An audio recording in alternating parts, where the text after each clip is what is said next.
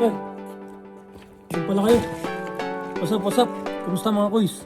Bahay-bahay muna tayo ngayon. Ito, tapon basura. Saan ka punta? Tapon basura. And pakain ng pussy. Ng pusa, syempre. And ano gagawin? Lang muna tayo siguro. Tara, gawin ko lang ito dito.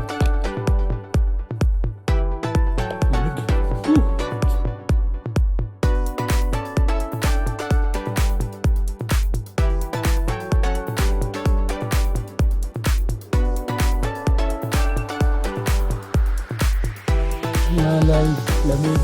Sheesh. Anyway.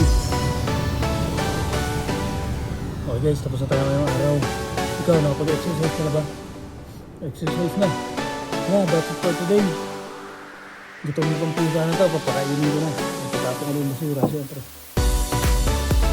Nga pala, baka pwede naman pa-like and share ng video and maraming salamat lahat sa mga sumusuporta sa akin dyan.